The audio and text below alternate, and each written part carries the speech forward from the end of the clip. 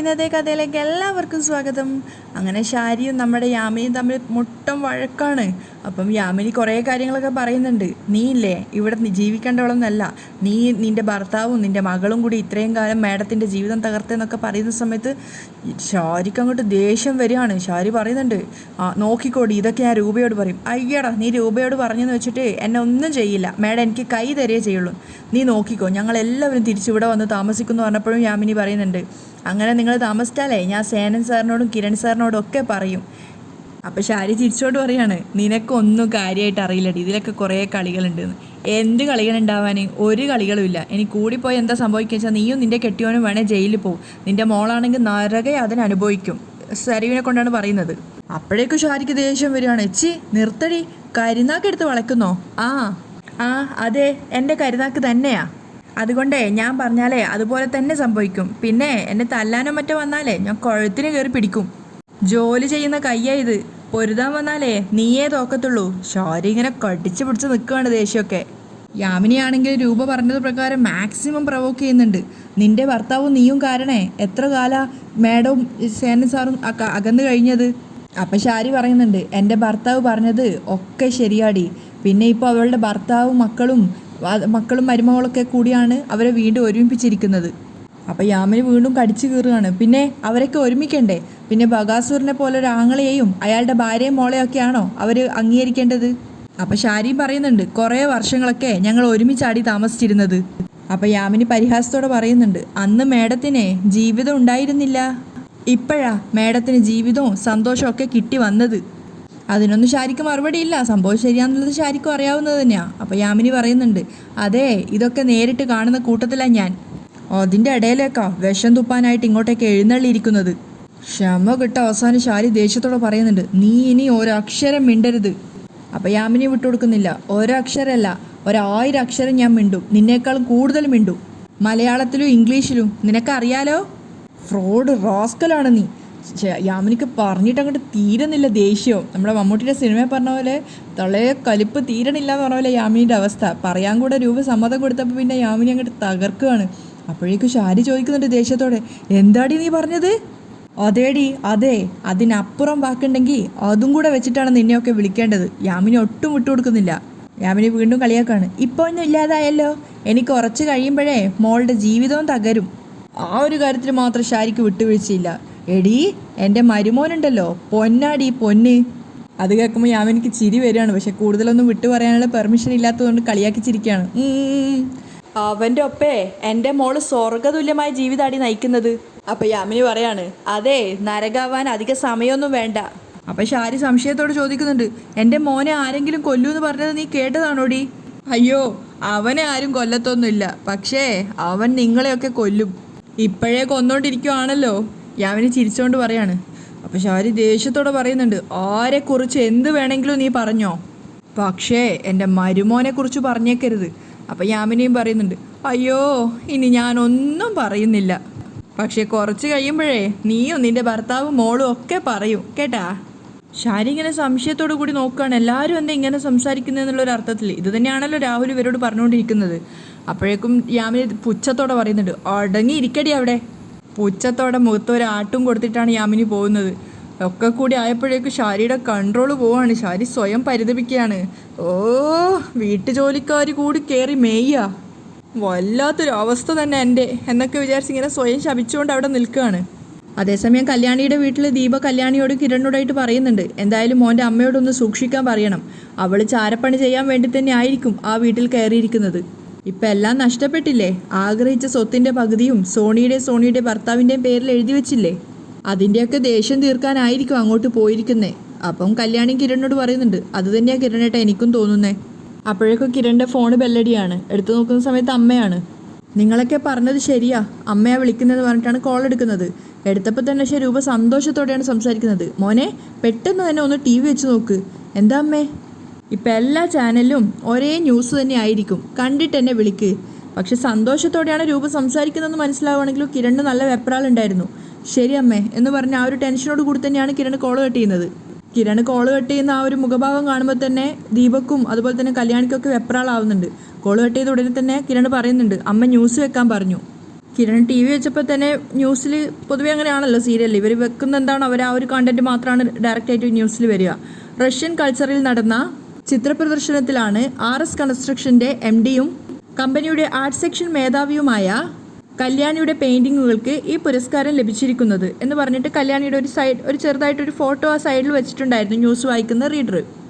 കല്യാണിക്കും കിരണിനൊക്കെ ഭയങ്കര ഷോക്കും സന്തോഷം കൊണ്ട് അങ്ങോട്ട് നമ്മൾ പ്രതീക്ഷിക്കാണ്ട് കിട്ടിയ ഒരു മെഡലൊക്കെ കിട്ടുമ്പോൾ ഉണ്ടാകുന്ന ഒരു സന്തോഷം തന്നെയാണ് അവരുണ്ടായിരുന്നത്. അതുപോലെ തന്നെയാണ് ദീപയും അതുപോലെ മാഗ്നയും ഉണ്ടായിരുന്നു അവിടെ. മാഗ്ന ന്യൂസൊക്കെ കാണുന്ന സമയത്ത് സന്തോഷിക്കുകയാണ്. കിരൺ കല്യാണിയെ ചേർത്ത് പിടിക്കുന്നുണ്ട്. അപ്പോൾ റീഡർ ബാക്കി വായിക്കുകയാണ്. ഏറ്റവും നല്ല പെയിൻറ്റിങ്ങിനുള്ള പുരസ്കാരമാണ് ലഭിച്ചിരിക്കുന്നത്. അതുകൂടെ കഴിഞ്ഞപ്പോഴേക്കും കല്യാണിയുടെ ഫോൺ റിങ് ചെയ്യുകയാണ്. എടുത്തു നോക്കുന്ന സമയത്ത് കല്യാണി ഭയങ്കര റെസ്പെക്റ്റോടു കൂടിയാണ് സംസാരിക്കുന്നത്. ആ സർ, അതെ സർ എന്നൊക്കെ പറയുന്നുണ്ടായിരുന്നു. Thank you sir, thank you so much എന്നൊക്കെ പറഞ്ഞിട്ടാണ് കോൾ കട്ടിയത്. അപ്പോൾ കിരൺ ചോദിക്കുന്നുണ്ട്, കല്യാണി ആരാ വിളിച്ചത്? സാംസ്കാരിക വകുപ്പ് മന്ത്രിയാ. കല്യാണി സന്തോഷത്തോടു കൂടിയാണ് പറയുന്നത്. അഭിനന്ദിക്കാൻ വിളിച്ചതാ. അപ്പോൾ കിരൺ അതും കൂടെ കേട്ടപ്പോൾ കിരൺ ഇരട്ടി സന്തോഷമാവാണ്. കല്യാണി എടുത്തു പൊക്കി നെറ്റിയിൽ ഉമ്മയൊക്കെ കൊടുക്കുകയാണ്. അതുപോലെ തന്നെ കല്യാണിയുടെ അമ്മയും കെട്ടിപ്പിടിക്കുന്ന, അതുപോലെ മേഘ്നയാണെങ്കിലും കൈ കൊടുത്ത് കൺഗ്രാറ്റ്സ് പറഞ്ഞു. എല്ലാം കാണുന്ന സമയത്ത് കിരൺ സന്തോഷത്തോടെ കൈയൊട്ടി ക്ലാപ്പ് ചെയ്തുകൊണ്ട് പറയുന്നുണ്ട്, അങ്ങനെ എൻ്റെ ഭാര്യ രാജ്യവും കടന്ന് വിദേശത്തേക്ക് എത്തിയല്ലേ. അപ്പം കടപ്പാട് പോലെ തന്നെ കല്യാണി പറയുന്നുണ്ട്, എല്ലാം കിരണേട്ടൻ്റെ സഹായം കൊണ്ടാ. അപ്പോൾ കിരൺ പറയുന്നുണ്ട്, എൻ്റെ സഹായം കൊണ്ട് മാത്രമല്ല, നിൻ്റെ കഴിവും കഠിനാധ്വാനവും അതിനകത്തുണ്ട്. എന്തായാലും ഇത് നമുക്കൊന്ന് ആഘോഷിക്കണം, കേക്ക് മുറിച്ച് തന്നെ ആഘോഷിക്കണം, കിരൺ എല്ലാവരോടായിട്ട് പറയാണ്. അപ്പോൾ കല്യാണി സന്തോഷത്തോടെ പറയുന്നുണ്ട്, ഇത്ര ഉയരങ്ങളിലേക്കൊന്നും ഞാൻ പോകുന്നു ഞാൻ ഒരിക്കലും കരുതിയതല്ല. കിരണും കേൾക്കുമ്പോൾ സന്തോഷമാവുകയാണ്. അപ്പം ദീപ പറയുന്നുണ്ട്, ഈ ഉയർച്ച ഏറ്റവും കൂടുതൽ കാണേണ്ടത് മോളുടെ അച്ഛനും അമ്മൂമ്മയും ആങ്ങളെയൊക്കെയാ. അത്രത്തോളം മോളെ അവർ തള്ളിക്കളഞ്ഞതാ. പഠിക്കാൻ സ്കൂളിൽ പോകാൻ പോലും മോൾക്ക് അനുവാദമില്ലായിരുന്നു. അത് കഴിഞ്ഞ് മാഗ്നയോട് പറഞ്ഞു കൊടുക്കുകയാണ്, കേട്ടോ മോളെ, അന്നൊക്കെ തൊഴുത്തിലെ ഭിത്തിയിലായിരുന്നു മോൾ ഓരോരോ ചിത്രങ്ങൾ വരയ്ക്കുന്നത്. അതിനും മോളെ തല്ലുമായിരുന്നു. മോളുടെ അച്ഛനും അമ്മൂമ്മയും ഒക്കെ ഭിത്തി വൃത്തികേടാക്കുന്നു എന്ന് പറഞ്ഞ്. അത് കേട്ടിട്ട് കിരൺ പറയുന്നുണ്ട്, ആ വൃത്തികേടാക്കിയ കലാകാരിക്ക് അവളുടെ പെയിൻറ്റിങ്ങുകൾക്ക് ഇന്ന് അന്തർദേശീയ പുരസ്കാരം കിട്ടിയിരിക്കുക. അതത്ര നിസ്സാരമായിട്ട് തള്ളിക്കളയാൻ പറ്റില്ല. അത് കേട്ട സമയത്ത് മാഗ്നയൊക്കെ സന്തോഷത്തോടെ ചിരിക്കുകയാണ്. അപ്പോൾ കിരൺ പറയുന്നുണ്ട്, എൻ്റെ ജീവിതത്തിലെ ഏറ്റവും സന്തോഷം നിറഞ്ഞ ഒരു ദിവസമാണിന്ന്. ഒരു സമയത്ത് എഴുതി തള്ളിയ നീ ഇന്ന് 4 ആൾ അറിയുന്ന ഒരു പുരസ്കാരത്തിന് അവകാശിയായിരിക്കുക. അത് കേൾക്കുന്ന സമയത്ത് ദീപയുടെയും കണ്ണ് നിറയുന്നുണ്ടായിരുന്നു. ഇനി RS കൺസ്ട്രക്ഷൻ്റെ MD കിരണിൻ്റെ ഭാര്യ എന്ന നിലയിലല്ല നീ അറിയപ്പെടാൻ പോകുന്നത്. നിനക്ക് സ്വന്തമായിട്ടൊരു അഡ്രസ്സ് കിട്ടിക്കഴിഞ്ഞു. ഇനി കല്യാണിയുടെ ഭർത്താവ് എന്ന പേരിലാണ് ഞാൻ അറിയപ്പെടാൻ പോകുന്നത്. അപ്പോൾ ചിരിച്ചുകൊണ്ട് കല്യാണി പറയുന്നുണ്ട്, എനിക്ക് അങ്ങനെ അറിയപ്പെടാൻ ഒരാഗ്രഹമില്ല കിരണേട്ടാ. എനിക്ക് കിരണേട്ടൻ്റെ ഭാര്യയാണ് കല്യാണി എന്നറിയപ്പെടാനാണ് ആഗ്രഹം. അപ്പം ചിരിച്ചുകൊണ്ട് കിരണും പറയുന്നുണ്ട്, അങ്ങനെ പറയണമെന്ന് വെച്ചാലും ഇനി പറ്റില്ലല്ലോ, അത്രയ്ക്ക് പ്രശസ്തിയായി പോയില്ലേ എൻ്റെ ഭാര്യ. അവരുടെ ആ ഒരു സന്തോഷം കാണുന്ന സമയത്ത് ദീപക്കും സന്തോഷമാവുന്നുണ്ട്, ഒപ്പം മാഗ്നയ്ക്കും. പക്ഷേ അവിടെ എടുത്തു പറയേണ്ട ഒരു കാര്യം എന്ന് പറഞ്ഞാൽ, മാഗ്ന ഇങ്ങനെ ഭർത്താവിനെ നഷ്ടപ്പെട്ട് നിൽക്കുമ്പോൾ ഇവർ ഇതേപോലെ അവളുടെ മുന്നിൽ വെച്ച് പെരുമാറാൻ പാടില്ലായിരുന്നു. അതൊരു വലിയ ഫോൾട്ടാണ്. അപ്പം കിരൺ കല്യാണിയോട് പറയുന്നുണ്ട്, അയലത്തെ വീട്ടുകാരൊക്കെ ഇതൊക്കെ കാണുന്നുണ്ടാവും എന്തോ. പക്ഷേ കിരൺ പറഞ്ഞതുപോലെ തന്നെ സരയു ന്യൂസ് വെച്ചിട്ടാണ് ഉണ്ടായിരുന്നത്. സ്വന്തം പരിമിതികളെ തൻ്റെ കഴിവുകൾ കൊണ്ട് തോൽപ്പിച്ചിട്ടാണ് കല്യാണി നമ്മൾക്ക് ഇന്ത്യക്കാർക്ക് മൊത്തം അഭിമാനമായത് എന്നൊക്കെ ന്യൂസ് റീഡർ വായിക്കുന്ന സമയത്ത് നമ്മുടെ സരയുവിന് അങ്ങോട്ട് ദേഷ്യം വന്ന് പല്ലൊക്കെ കടിച്ച് TV ഓഫ് ചെയ്യാണ്. അതായത് ഇത്ര നേരം അവർ കണ്ട ആ ന്യൂസ് സരയും കാണുമായിരുന്നു. അപ്പം സരയു ദേഷ്യത്തോടെ TV ഓഫാക്കിയിട്ട് പറയുന്നുണ്ട്, അഭിമാനമല്ല അപമാനാ. ഇത് കേട്ടുകൊണ്ടാണ് രാഹുൽ അങ്ങോട്ട് വരുന്നത്. എന്താടി അയാൾ ചോദിക്കുന്ന സമയത്ത് ദേഷ്യത്തോടെ എഴുന്നേറ്റിട്ട് സരയു പറയുന്നുണ്ട്, അയലത്തവൾക്ക് അവാർഡ് കിട്ടി, മികച്ച പെയിൻറ്റിങ്ങിനുള്ള ഇൻ്റർനാഷണൽ പുരസ്കാരം. അപ്പോൾ രാഹുൽ ചോദിക്കുന്നുണ്ട്, അവൾ അത്രയ്ക്കൊക്കെ വളർന്നോ? ഇനി എല്ലാവരും അവളുടെ പേരിൽ അറിയപ്പെടേണ്ട ഗതികേടാ. അപ്പോൾ രാഹുൽ അടുത്ത് വന്നിട്ട് സരയുവിനോട് പറയുന്നുണ്ട്, നിനക്ക് അതിനേക്കാളും അവസരങ്ങൾ ഉണ്ടായിരുന്നു ഉയരാൻ. എന്നാൽ നിനക്ക് മനുഷ്യന്മാരെ തിരിച്ചറിയാനുള്ള വകതിരിവില്ല. അതുണ്ടായിരുന്നെങ്കിൽ നീ നിന്റെ വാശിയും വൈരാഗ്യമൊക്കെ വിട്ട് കിരണിനെ അടക്കി പിടിച്ചേനെ. അപ്പോഴേക്കും സരയുവിന് ദേഷ്യം കയറാണ്. മിണ്ടരുത്, ഷോക്കൊക്കെ തന്നപ്പോൾ കുറച്ച് വട്ട് കുറഞ്ഞു എന്നാണ് കരുതിയത്. ഇത് ഒട്ടും കുറഞ്ഞിട്ടില്ല. അതുകൊണ്ടല്ലേ ഇങ്ങനെയൊക്കെ സംസാരിക്കുന്നേ? ഞാൻ സംസാരിക്കുന്നതിൽ കാര്യമുണ്ട് മോളെ. എന്ത് കാര്യം? അപ്പോഴേക്കാണ് അങ്ങോട്ടേക്ക് മനോഹർ കയറി വരുന്നത്. ഭയങ്കര ഇൻട്രോ ആയിരുന്നു. അത് കണ്ടപ്പോൾ രാഹുൽ നാവടക്കുകയാണ്. അപ്പോൾ സരയും പറയുന്നുണ്ട്, മനുവേട്ടൻ വരുന്നുണ്ട്, ഇത്തരം സംസാരങ്ങൾ നിർത്തിക്കോ. അപ്പോൾ അവരുടെ രണ്ടാളുടെ അടുത്തേക്ക് വന്നിട്ട് സരയുവിൻ്റെ മുഖത്തേക്ക് നോക്കിക്കൊണ്ട് രാഹുലിനോടായിട്ട് മനോഹർ ചോദിക്കുകയാണ്, വലിയ ചൂടിലാണല്ലോ. എൻ്റെ മനുവേട്ടാ, അയലത്തെ അവൾക്ക് വലിയ പുരസ്കാരമൊക്കെ കിട്ടിയിരിക്കുക. ഇൻ്റർനാഷണൽ പുരസ്കാരാ. അവൾ ആഗ്രഹിച്ചതൊക്കെ അവൾക്ക് കിട്ടി. എനിക്കെന്ത് കിട്ടി?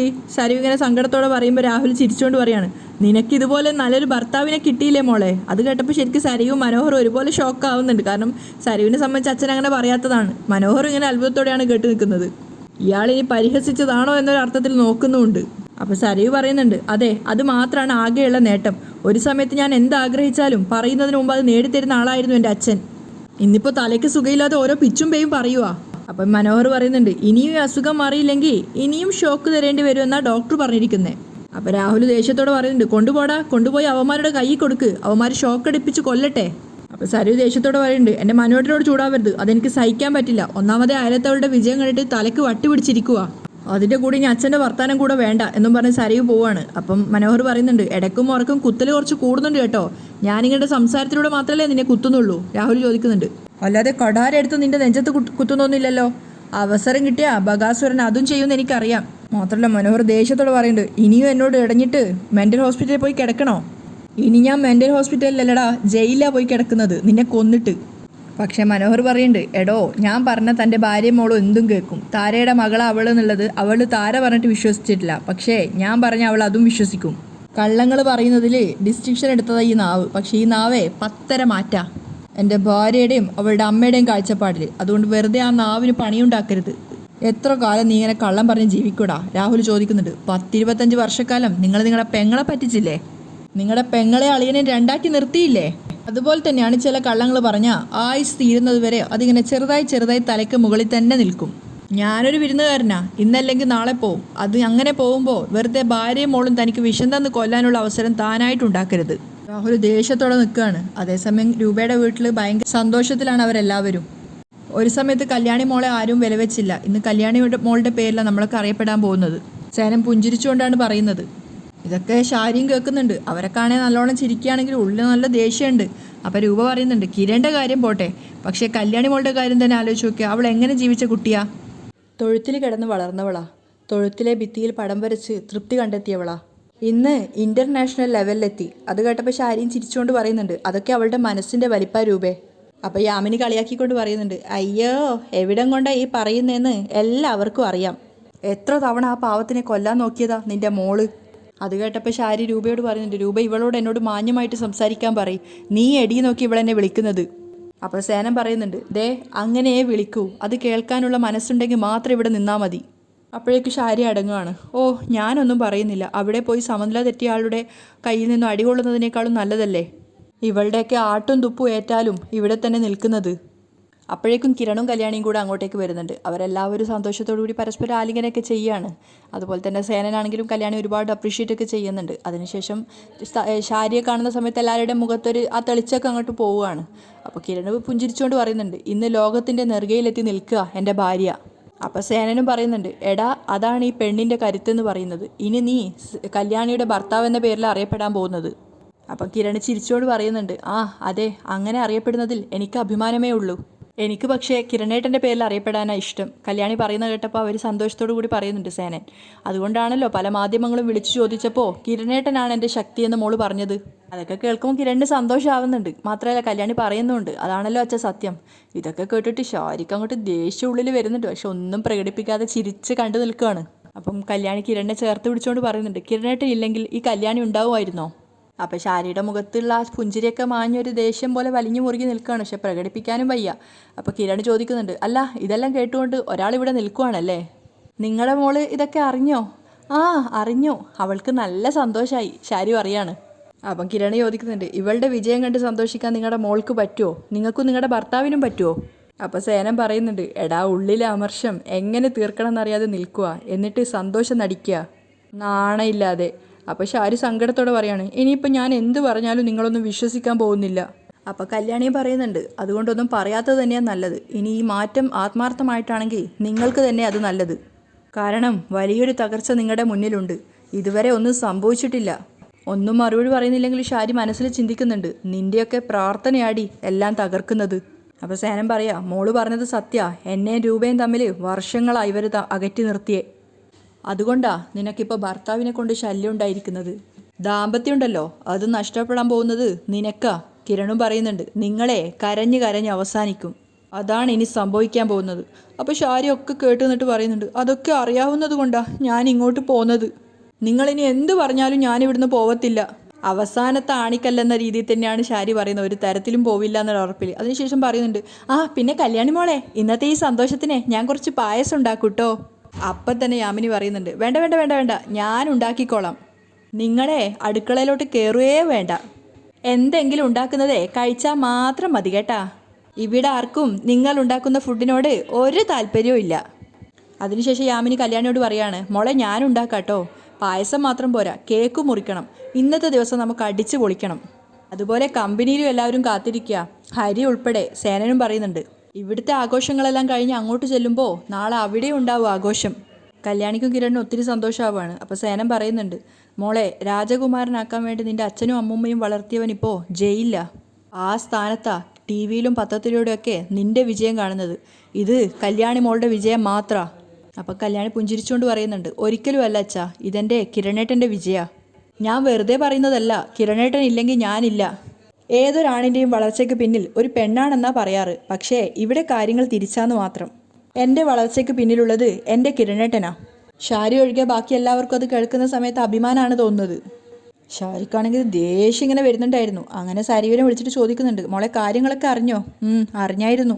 അവൾക്ക് വലിയ അവാർഡും ഒക്കെ കിട്ടിയെന്ന് അറിഞ്ഞു. ഞാൻ അതുകൊണ്ട് തന്നെ ടി വി ഒന്നും ഓണാക്കിയില്ല. ഓണാക്കി കഴിഞ്ഞാലേ ഏതെങ്കിലുമൊക്കെ ചാനൽ അവളുടെ പടമൊക്കെ വരും, പെൺ ശക്തി പെൺ കരുത്ത് എന്നൊക്കെ പറഞ്ഞിട്ട്. അപ്പം ഷാരി പറയുന്നുണ്ട്, മൊത്തത്തിൽ അവളുടെ സമയമെന്നാണ് തോന്നുന്നത് മോളെ. അതൊക്കെ പോട്ടെ, അമ്മ പോയ കാര്യം എന്തെങ്കിലും അറിഞ്ഞോ? അപ്പം ഷാരി ശബ്ദം താഴ്ത്തി പറയാണ്, ഇവിടെ എല്ലാവരും ആഘോഷിക്കാൻ എത്തിയിട്ടുണ്ട്. അവരെയൊക്കെ വിളിച്ച് കേക്ക് മുറിച്ച് ആഘോഷിക്കാനാണ് പരിപാടി. അതിൻ്റെ ഇടയിലുള്ള സംസാരമൊക്കെ ഞാൻ മറഞ്ഞു എന്ന് കേൾക്കുന്നുണ്ട്. അപ്പോൾ അറിയാൻ പറ്റും ഓരോരുത്തരുടെയും മനസ്സിലിരിപ്പ്. അപ്പോൾ സരയു പറയുന്നുണ്ട്, നമ്മുടെ സംശയം ശരിയാണെന്ന് തോന്നുന്നമ്മേ, അവരെല്ലാവരും ഒരുമിച്ച് കഴിഞ്ഞു.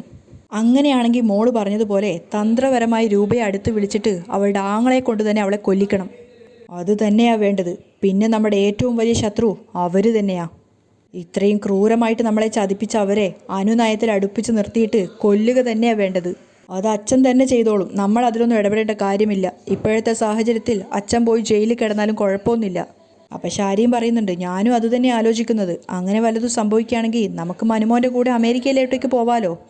അതുകൊണ്ട് ഞാൻ എത്രയും പെട്ടെന്ന് സത്യാവസ്ഥ മോളെ അറിയിക്കാം. ശരി, അവർ സംസാരിക്കുമ്പോൾ എല്ലായിടത്തും ഒരു കണ്ണ് വേണം, സരയു പറയുന്നുണ്ട്. അപ്പോൾ പെട്ടെന്ന് തന്നെ ആരും അറിയാതിരിക്കാൻ വേണ്ടിയിട്ട് ഷാരി കോള് കട്ട് ചെയ്യാണ്. അവിടെയാണ് ഇന്നത്തെ എപ്പിസോഡ് വൈൻഡപ്പ് ചെയ്യുന്നത്.